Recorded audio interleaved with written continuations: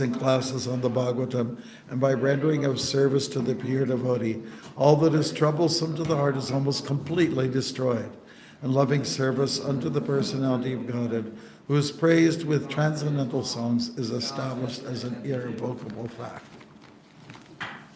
Om Gyantamarandasya Gyananjana Shalakaya Chakshuran Militangena Tasmai Sri Gurave Namaha. I was born in the darkest ignorance, and my spiritual master opened my eyes with the torch of love. I offer my respectful obeisances unto him.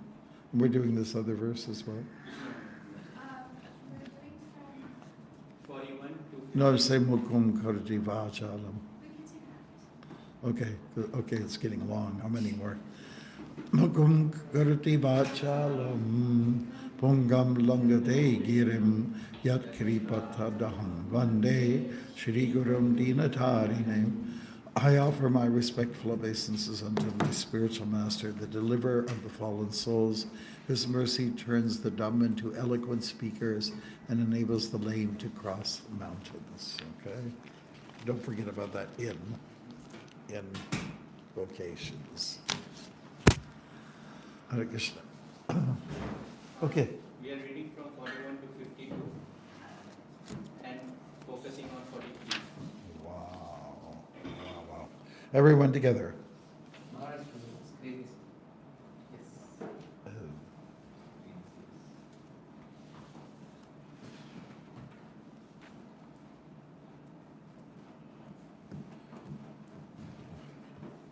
While we're waiting, during kirtan, people should use their hands and their arms.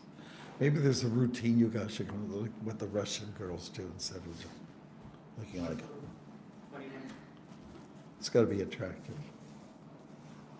And also in the morning, I guess it's good to get a certain pitch. Do they have those little so you get the right pitch on the scale? Because oftentimes we start so low, it sounds like a funeral. Is Bluetooth on?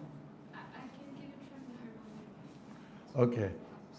Okay, and let devotees learn how to get up to the right pitch. Yeah. Okay, is that okay, everybody? Have we agreed? Don't start too low. It's no one's died. Well, someone's dying somewhere, but we don't know who they are. Okay, it's got to sound lively. Okay, we're still waiting. Any jokes? Does anybody have any good jokes?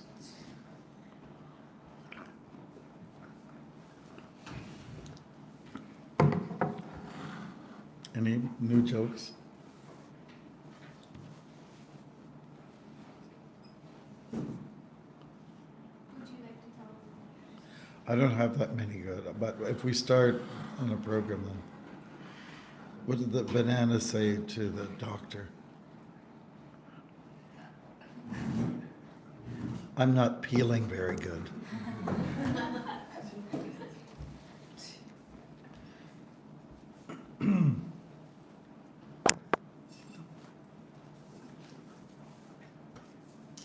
Should I start reading? Yes, ma'am. Okay. This, the killing of Dhenukasura, the ass demon. Text 42, and Lord Krishna's hair, powdered with the dust raised by the cows, was decorated with a peacock feather and forest flowers. The Lord glanced charmingly and smiled beautifully, playing upon his flute, while his companions chanted his glories. The gopis all together came forward to meet him, their eyes very eager to see him. With their bee-like eyes, the women of Vrindavan drank the honey of the beautiful face of Lord Mukunda, and thus they gave up the distress they had felt during the day because of separation from him. The young Vrindavan ladies cast sidelong glances at the Lord, glances filled with bashfulness, laughter, and submissiveness. And Sri Krishna, completely accepting these glances as a proper offering of respect, entered the coward village. Mother Yashoda and Mother Rohini, acting most affectionately toward their two sons, offered all the best things to them in response to their every desire and at the various appropriate times. By being bathed and massaged, the two young lords were relieved of the weariness caused by walking on the country roads. Then they were dressed in attractive robes and decorated with transcendental garlands and fragrances.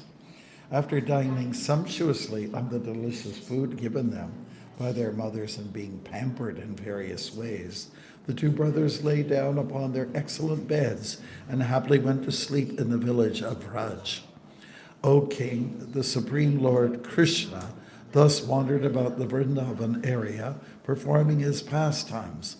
Once surrounded by his boyfriends, he went without Balaram to the Yamuna River. At that time, the cows and cowherd boys were feeling acute distress from the glaring summer sun. Afflicted by thirst, they drank the water of the Yamuna River, but it had been contaminated with poison. As soon as they touched the poisoned water, all the cows and boys lost their consciousness by the divine power of the Lord and fell lifeless at the water's edge. O hero of the Kurus, see them in such a condition. Lord Krishna, the master of all masters of mystic potency, felt compassion for these devotees who had no Lord other than him. Thus he immediately brought them back to life by showering his nectarian glance upon them. Regaining their full consciousness, the cows and boys stood up out of the water and began to look at one another in great astonishment. O King, the cowherd boys then considered that although they had drunk poison and in fact had died, simply by the merciful glance of Govinda, they had regained their lives and stood up by their own strength. Thus end the Bhaktivedanta purports of the humble servants of His Divine Grace A.C. Bhaktivedanta Swami Prabhupada to the 10th canto, 15th chapter of the Srimad Bhagavatam, entitled The King of Dhenukasura, the Ass Demon. Hare Krishna. Notice how I wanted you to say that. Okay, what? 43 Maharaj. 43.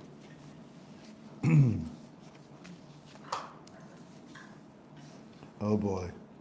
Pitva mukunda mukasaragam akshi bringais. Pitva mukunda mukasaragam akshi bringais. Tapang jahur virahajang vrajajoshitanni. Tapam jahur virahajam rajayoshitoni.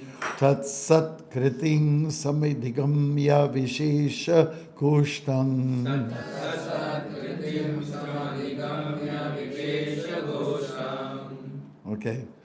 Savriddha hasa vinayang yad apanga moksham. Savriddha hasa vinayam yad apanga moksham. Vishesh is translated as he entered. Did you enter? Vivesha. Okay. Okay. Hare Krishna. Pitva mukunda mukha sargamam akshi bringes. Pitva mukunda mukasaragam akshi bringes.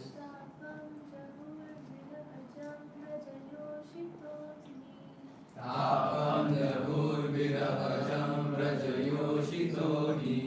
Tatsat kritim samadigamya vivesha gostam. Tatsat kritim samadigamya vivesha gostam.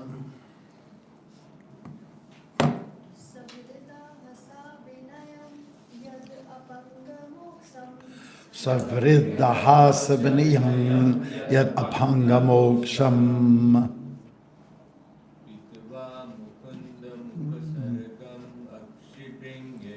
Pitva mukunda mukha sargam akshi bringes. Pakam jahur virahajam sitogni. Sankritim samagamaya vishesha goshtam.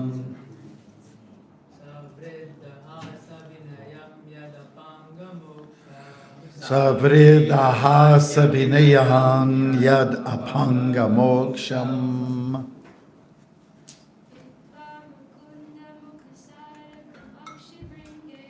Pitva mukunda mukasaragam akshi bringais.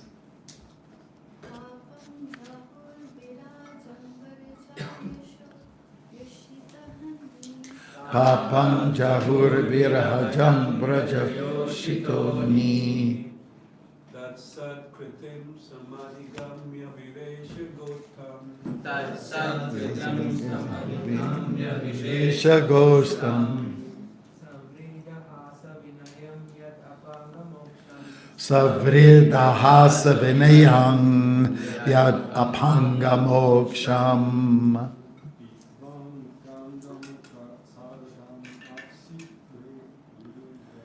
Pitva Mukunda Mukasaragam Akshi Bringais.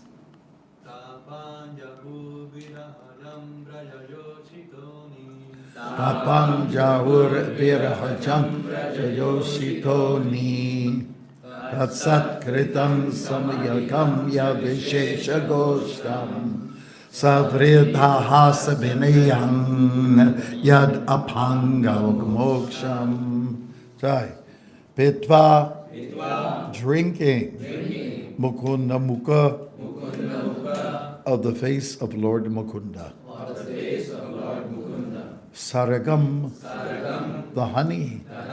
Akshi Bringahai, with their be-like eyes. Tapum, distress. Jahu, gave up. Virahajam, based on separation. Brajayoshitaha, the ladies of Vrindavan. Ani, during the day. Tat, that. Satkritim, offering of respect. Samagdigamya, fully accepting. Vivesha, he entered. Gostam, the coward village. Savrida, with shame. Hasa, laughter. Vinayam, and humbleness. Yet, which apanga, of their sidelong glances. Moksham, the release. Translation. With their be-like eyes, we can read it together. With their be-like eyes, the women of Vrindavan drank the honey of Lord Mukunda. And thus they gave up the distress they had felt during the day because of separation from me. The young Vrindavan ladies cast sidelong glances at the Lord, glances filled with bashfulness, laughter, and submission. And Sri Krishna completely accepted these glances as a proper offering of respect, entered the coward village. Purport. By His Divine Grace A.C. Bhaktimarga Swami Prabhupada's devotees. In Krishna, the Supreme Personality of Godhead, Srila Prabhupada describes this incident as follows. All the gopis in Vrindavan remain very sad, distressed, morose on account of Krishna's absence. You feel proud, don't you? All day they were thinking of Krishna in the forest, or of him herding in the Grassland. give me P pasture. When they saw Krishna in the forest, or of him, I'm sorry, when they saw Krishna, I'm sorry, all day they were thinking of Krishna in the forest or of him herding cows in the pasture. When they saw Krishna returning, all their anxieties were immediately relieved. And they began to see, watch, look at his, the way drones hover over the honey of a lotus. Yeah. When Krishna entered the village, the young gopis smiled and laughed. Krishna, while playing the flute, enjoyed the beautiful smiling faces of the Gopis, okay. The Supreme Lord Sri Krishna. is the supreme master of romantic skills, and thus he expertly exchanged loving feelings with the young cowherd girls of Vrindavan. When a chaste young girl is in love, she glances at her beloved with shyness, jubilation, and submission. When the beloved accepts her offering of love by receiving her glance and is thus satisfied with her, the young girl's Lovingly. heart becomes filled with happiness. These were exactly the romantic exchanges taking place between beautiful young and the loving cowherd girls of. Okay, Haribol, Srila Prabhupada ki. Thank you all for joining and helping with the purport, which is always a lot of fun. Okay, great. So here we're talking about something that captivates everybody. A pastime of people coming together, and Krishna's the obvious heartthrob here in Vrindavan. Everyone's talking about him when he's a young baby. There's all this, they look at his pranks and they look at all the cute things he does. Then when he gets a little older, it gets even better, but it's a little bit of a different kind of draw. It's a different show. The first act of his musical is baby stuff, crawling, getting into trouble, knocking off a cart, killing a big fat lady called Putana, whatnot. It kind of goes on, getting picked up by the wind, and becoming very light for a moment. And first of all, he was heavy. Mother Yashoda, oh, my baby's so heavy. She puts him down. He becomes light. The Trinavarta comes and takes him for a ride. And of course, he's having a great time. Woo! And then he becomes heavy, so heavy that the wind demon just can't hold him anymore. And he comes crashing onto the ground. Krishna comes off for a soft landing. So these are like baby pastimes. And then as he grows up a little bit more, kind of like five, what is it? We have babyhood, we've got Komara, Poganda, etc. We have different phases of his life. Finally, it's Yovana. People like to look at his youthhood as well. And, I just heard when I was in Charlottetown, the person I went to see was a doctor, and he sometimes gets a little confused, actually. And one of his friends was saying, oh, no, it's not Krishna that's God, it's Shiva who's God. Because Krishna's very immoral in his behavior, what we're referring to, the rasa dance. And first of all, what we have to consider is a few things about Krishna. He was very young when he did the rasa dance. He was just young. He was before puberty, so don't get any nasty ideas out there, It's not, his romantic skills are not like ours. The comparison is that his is gold and we are like iron, right? What we have here in this world. Ours is based on selfishness. Somebody can criticize Krishna's selfish, it's all about him. Well, yeah, it is all about him. Everything is about him. That's what we're trying to get to understand in Krishna consciousness, So the different phases, people have different attractions, and this is definitely one particular one. He spends time with the boys, he spends time with the girls. And with the girls, it's a very special thing. He can't always be with the girls, so the girls miss him.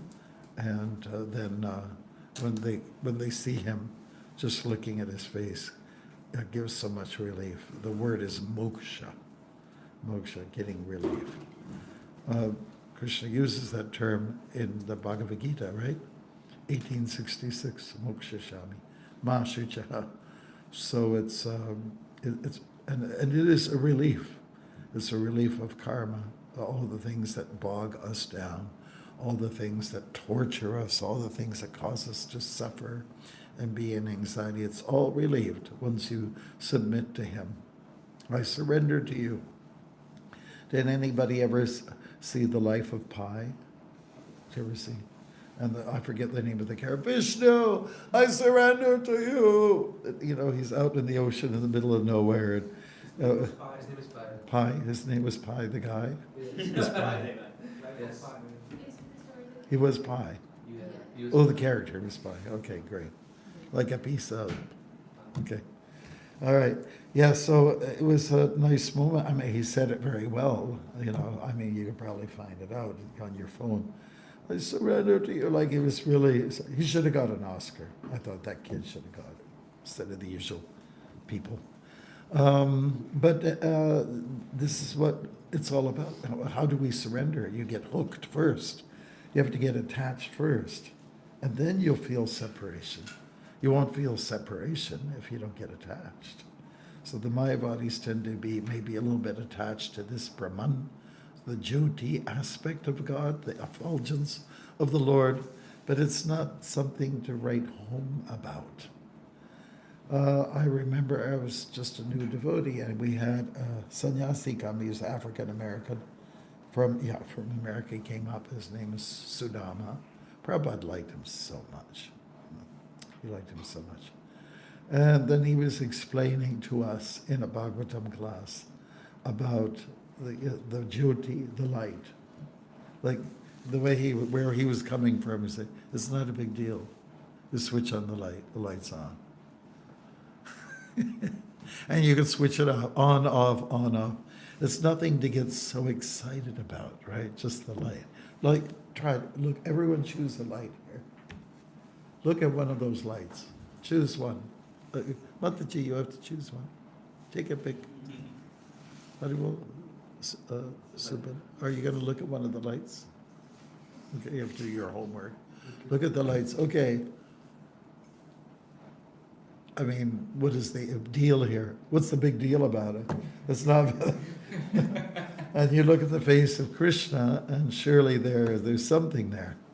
Don't we find something in the Sri Upanishad at the tail end, where the devotee is saying, the one who's chanting all the mantras in the text, saying, just remove that others. We'll remove that stuff.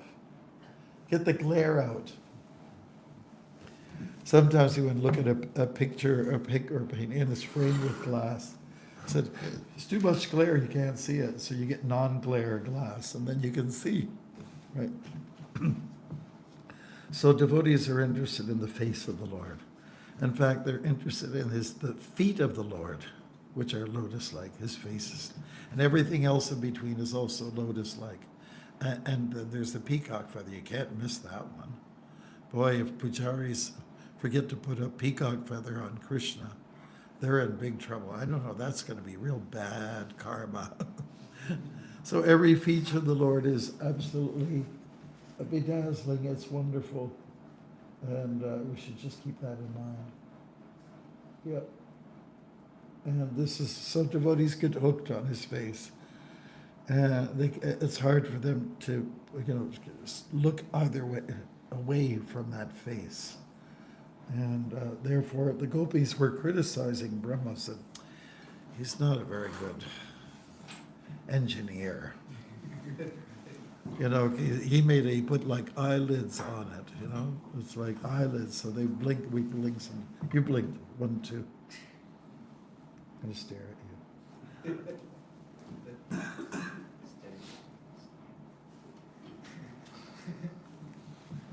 Okay, all right, you're a good stare. But we tend to just blink all the time, and the gopis were criticizing. They're saying that, you didn't do such a good job because people have to spend like a fraction of a second not looking at the Lord. That's such an interesting concept, and it appears in the Nectar of Devotion when you read a person that says, wow, you're so much in love with God's face, and the eyelids are considered to be bad. Of course, they are. If someone throws something at you immediately, it's instinctively it happens, isn't it? You go like that. Or for myself, I love my God brothers, but in GBC meetings, my eyelids tend to come down quite a few times. Yes, even though the topics were important. Yeah. So separation means there was unity, there was union. And I don't know, you have to think about it sometimes. I don't know what it was like in India during the partition years, but definitely in the war, in the Second World War in Europe, there was a place you go to in town where they bring a list of all the people. And they have a list of all the, the women would go to see, is my husband still around? And when they see his name, that may killed in action. It's a real incredible breakdown. It's horrible. It's horrible to experience that. And separation, however, there's another side to it. There's a longing there. And hankering is an important feature, important element in Krishna consciousness, isn't it? I hanker for the Rath Yatra. I hanker for prasadam. I hanker for the exercises before the prasadam, right? And, the longing, it's a gnawing longing. It's the feeling that, says, when will it ever come? When you're a kid growing up, you say, oh, I can't wait till I grow up. What am I going to be? What will I do? Who will I meet? How many kids will we have? I mean, just all those kind of things. And it really drags out time. It takes so long, it drags out. So therefore, we are, this is a very important component in our Krishna conscious sentiments. And sentiments are very important. They really are. I mean, bhakti is all about sentiments. Prabhupada uses the word sentient beings. That means we have senses, right? Maybe somebody could look up the origin of sentient. Sentient. It's an important word for us because it just means emotions are there. The emotions are sometimes quite high, and they need to be in order for us to be hooked on to Krishna. And sarvo padibinir muktam tat paratrena nirmalam. So just that verse. As you get hooked onto Krishna, you get less attached to materialism. And the more it works reverse, the more you get attached to materialism, the less you pay attention to Krishna. So let's sentient, feeling. Feeling from the verb sentire. Does it give the origin? Sentient. So it's from the Latin word. Okay. That's also sentient in Latin, but it means feeling. Yes, feeling, yes. We just read that. Yeah. Vishesh. Vivesh. Vishesh. Okay.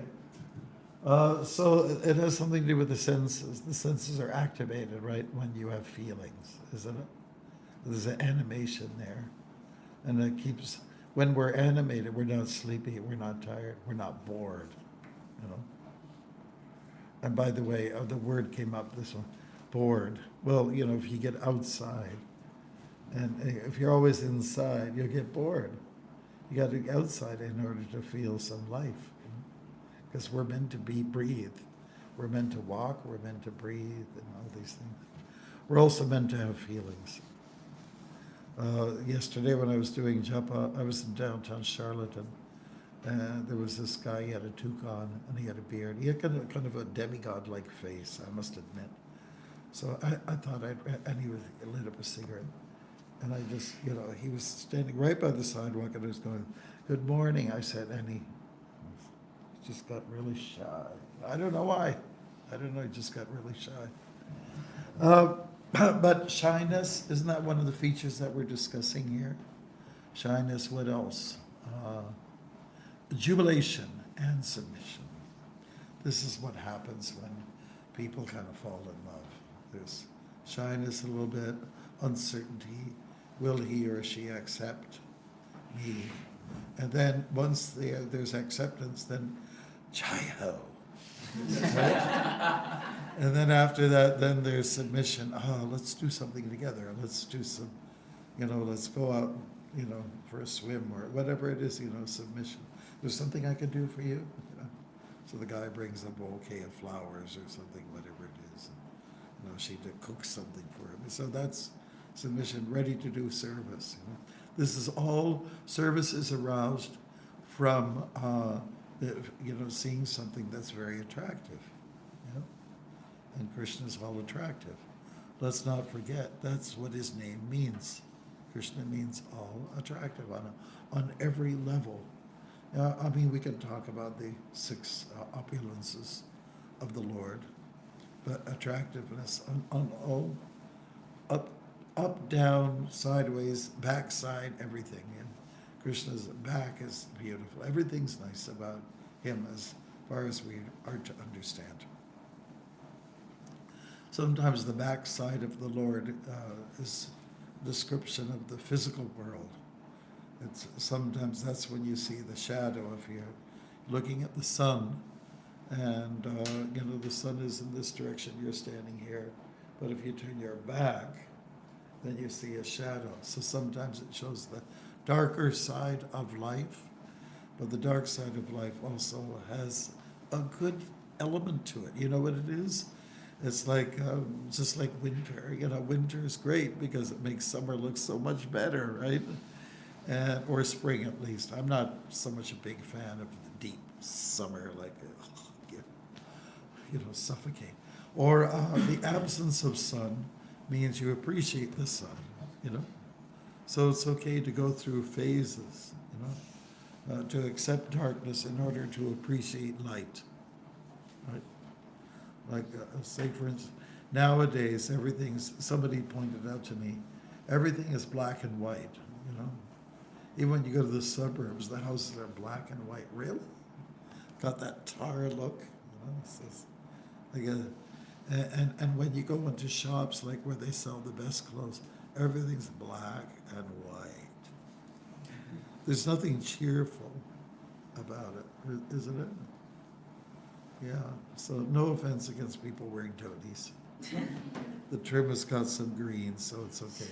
It passes, so color, texture, smell, shape. These are all the things that we hanker to have every day. The wonderful thing about Indian cuisine is that there's so many different textures, right? How many people like bindi? I do too. And some people go, oh, so slimy, yuck. Yeah. And what about the smells? How many people like black salt? Come on! Black salt.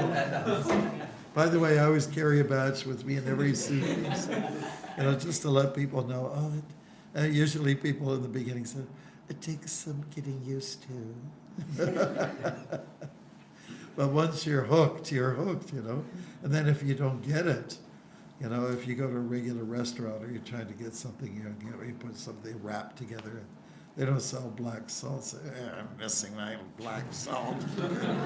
So there's a good point about feeling separation means that there's intensifying of the wanting to be together. So that's the good, just like a farmer and his wife, he's not in the house all day.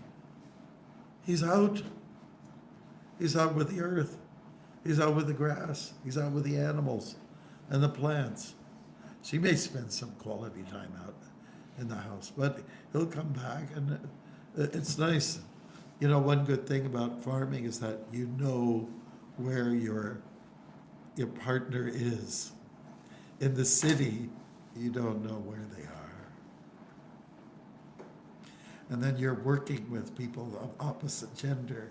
You spend more time with your co-workers than with your life partner, your spouse.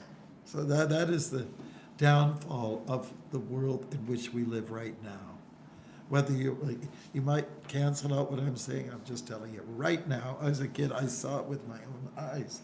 We were kids, men worked with men, women worked with women.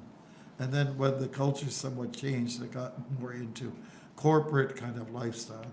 then men are with women, and they, hey, why don't we just go out and have some wine together for lunch or whatever. And that's where Kamadev starts coming in, and unfaithfulness starts setting in. So that we don't want that kind of thing. That's not, we don't want to go there. It's not good, especially when the kids involved. So, but in terms of God and His love affairs, we have to take that very seriously, and it's not exactly like our love. I like the way it was put in the shooting the rhinos with the Swami, right? Or chasing. Yeah, chasing. Yeah, you got to chase them, but you can't shoot them. So we're vegetarian. We're non-violent people. Okay, and then Shyamasunder, the author, he starts talking when Prabhupada first talks about Radha. He says, "Oh yeah, God's girlfriend." That's how he puts it. No, it came so natural to him, So I think that's very important for devotees to appreciate, is the male and female aspects of the divine, right? No, we're sitting here in Mayapur. Our leaders are voting on some, I don't know what the proposal is, but about female Diksha gurus. And it's pretty intense. There's a lot of stuff out there right now. In North America, we want to have a few ladies that can do this. It would be very good, make us look really good, and that motherly element should be there. If as I was a kid growing up and joined the Hare Krishna movement, 19 years old, I'd want as my guru a husband and wife. I would want that. I think that's the best, But anyways, they're not always there. So anyways, I'm going a little bit over the time, but I think everybody understands to some degree what the topic is here. It's attractiveness, it's smiling faces, it's attachments, feeling of separation. So attachment plus detachment is what we're talking about here. But let's pick up on the theme. As you get, and I'll repeat what we discussed earlier on, to be attached to Krishna, and then there's less, let's say, tendency to go to Maya. All right, good. So we'll just leave it open now for discussions. And yes. Thank you, Maharaj. Very good. I enjoyed it. And you were mentioning about all these colors, that everything now is black and white these days. So I was trying to think of now even cars are just either black or white. People don't get any of the colors. So if you remember from that times, we needed more colors. And then I have a question also, which is that you mentioned that the good thing about that feeling of separation is, it's good to feel that, but it's good to feel that for Krishna. But sometimes in our material world, in our interaction with people also, we can start to feel that. So is that, at that moment, should we tell us that that's a good thing? Or is that attachment and how? Feeling a separation from people outside, you mean? Yeah, other than Krishna. Yes, that's true. Well, that's why we try to train ourselves, that anybody out there is a devotee of Krishna. They don't belong to me. They're just not mine. They can be mine as a friend, but even though you can't avoid that interaction, make sure you balance your day in such a way that Krishna remains as the central point. He's the one that, we should be thinking about the most. Really, there's a lot of time to think about him. 24 hours. There's a lot of time. And if you can't always see his face, when I first joined, I was seeing Krishna. I was going to college. I was walking, and next to me in the snow, I was imagining he was walking with me, and he never got cold.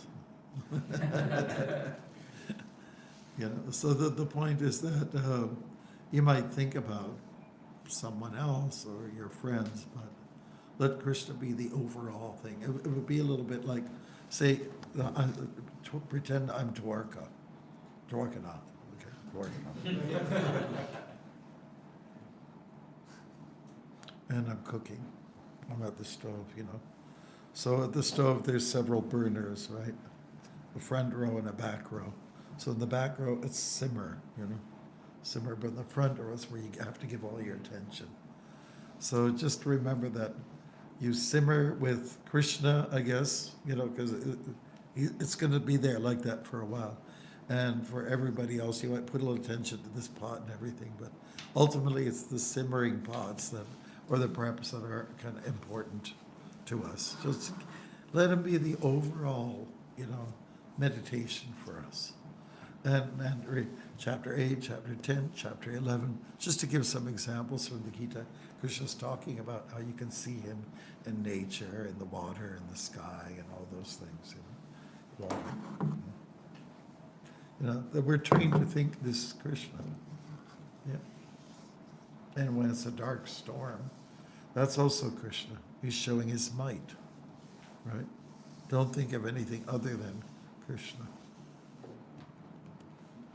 Yes. I have a comment, Maharaj. I think in Bhagavad Gita 6.30, Krishna is saying, "One who sees me everywhere and sees everything in me, I am never lost, nor is he lost to me." Right. So yeah, just seeing Krishna everywhere. Right, exactly. That's a nice verse to do with the topic of being lost. I once was lost, but now I'm found. Okay? So once Krishna finds you, then don't let him go. Just don't let him go. Okay? Yeah, somebody else? Yeah, you. What did you talk about when you were walking and you were imagining that Krishna is walking behind you? Do you remember some instance where you walk a lot and you've been through countries? Do you remember some instance where you felt Krishna's presence like this and it was not a good day to walk or something happened? Okay, a bad day. You're talking about a bad day. Yeah. Well, every day is a good day because if it's raining, it's Krishna. If it's snowing, it's Krishna. If it's a dry, hot day, if it's a windy day, it's Krishna. It's all his energy. And, you know, you have to, let's say, somehow or other, marry the two. That is the energy and the energetic. You know, Krishna and his energy, let them become one. It's his energy, after all. Isn't it? Whether it's bad or good. The darkness is also Krishna. The brightness is Krishna. It's all him. It's all one. And Prabhupada even said, you know, in a higher sense, everything is all one. It's all Krishna. So we don't need to separate the sun from the sunlight. So let's try to see it like that.